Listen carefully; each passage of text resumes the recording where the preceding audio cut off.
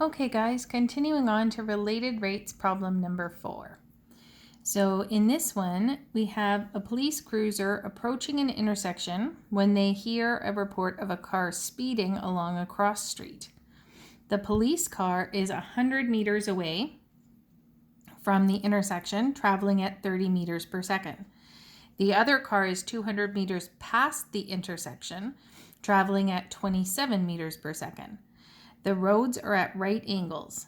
At what rate is the distance between the two cars decreasing? And I suppose we don't actually know that the distance is decreasing. We can figure out how the distance is changing. So here we can draw out our situation that we have a cross street here. The police is approaching the cross street. So I'm going to draw in a spot for the police car and label that in my diagram. And the police car is traveling towards this intersection. There's another car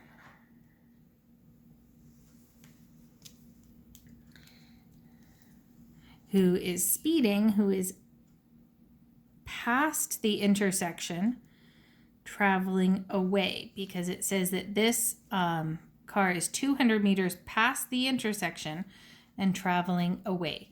So I'm going to label this 200 as that distance there. And oops, obviously not to scale because this says that it's 100. And I'm going to label the other car with an S for the guy who's speeding.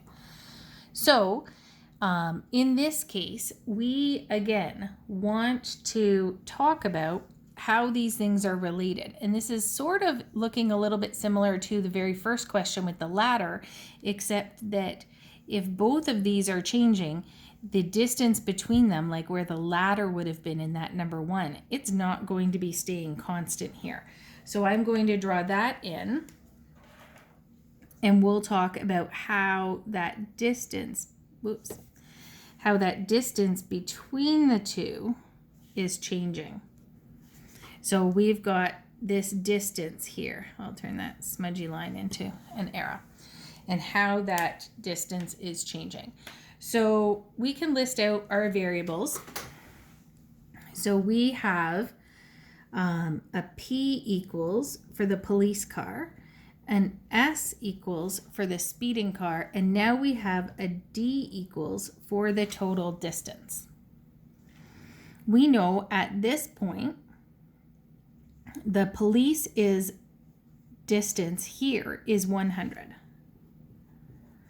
The speeding car's distance, like actual measurement there, is 200 meters. And we can figure out D with Pythagorean theorem. What we really want to think about is how is the police car changing? So dP dt, this distance as a function of time, ds dt, and now we have a third variable, which is the change in distance over the change in time. So they're distance apart. Now, we are told that the police car is moving 27 meters per second and, police is moving 30 meters per second. And the other car is moving 27 meters per second. So that looks pretty straightforward. But I want you to be really careful here with signs, because it is important whether these values, whether this rate of change is positive or negative. So we see that the police car is moving towards the intersection. And if we're looking at my P variable as a measurement of how far from the intersection, this rate of change is negative because he's driving towards the intersection, and that is decreasing. The speeding car, on the other hand, is moving past the intersection. He's going away from it. So this rate of change would be positive.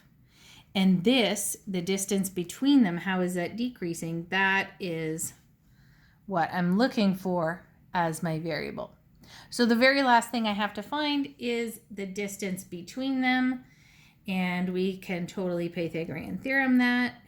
So down here, d squared equals 100 squared plus 200 squared. So that will be 10,000 and 40,000. So this is the square root of 50,000. So I'm going to put that in up here. Okay. So now that I have my variables all defined, and we can, especially kind of with multiple variables or something that that maybe isn't obvious, like A and R for area and radius, we can say let P be distance of police car from intersection.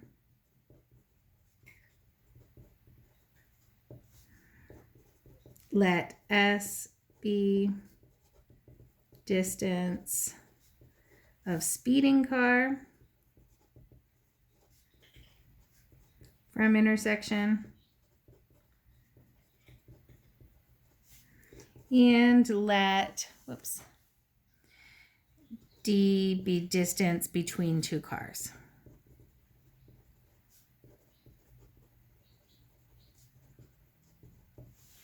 So kind of writing that out, good communication. Now we're going to set up a relationship between these. And again, it's a simple Pythagorean theorem relationship, but the tricks here are kind of interpreting the question and coming up with your diagram, and then also watching out for signs of which rate of change is decreasing and which one is increasing. So we can say d squared equals p squared plus s squared, because the different distance between them will always be the square root of their two distances along those crossroads. And then we'll do the derivative of this in terms of time. So remember, d and p and s, we have three variables now that are all functions of time.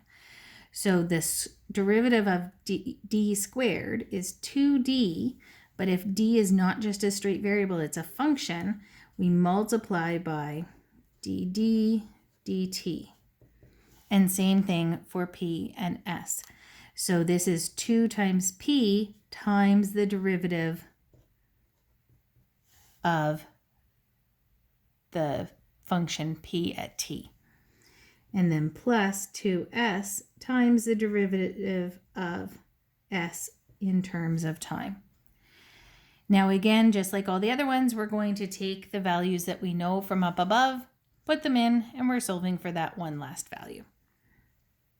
So we have 2 times the square root of 50,000, I'll round that off to 1 decimal or 2 decimals at the very end, times d dt equals 2 times 100 times negative 30. And again, careful with those signs. I'm just going to go down on the line below so I don't have to squish in. 2 times 20, times 200 times 27. And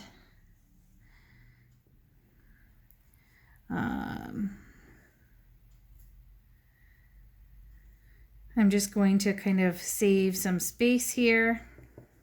This is negative 6,000. And this is positive 10,800 over 2 root 5,000 when we solve for that. Oh, extra 0. Now, if I get this to decimal places, this is changing at about 10.7 meters per second. So I want you guys to be able to interpret this, because we were careful with our signs in our original rates of change when we said this one was decreasing at a rate of 30 and this one was increasing at a rate of 27. We have our signs straight, so that'll give us the correct signs in our final answer. So this 10.7 is actually a rate of change that's positive, so the distance between them is increasing at this point. So therefore, the distance is increasing at 10.7 meters per second. So the cars are actually getting farther apart at that point.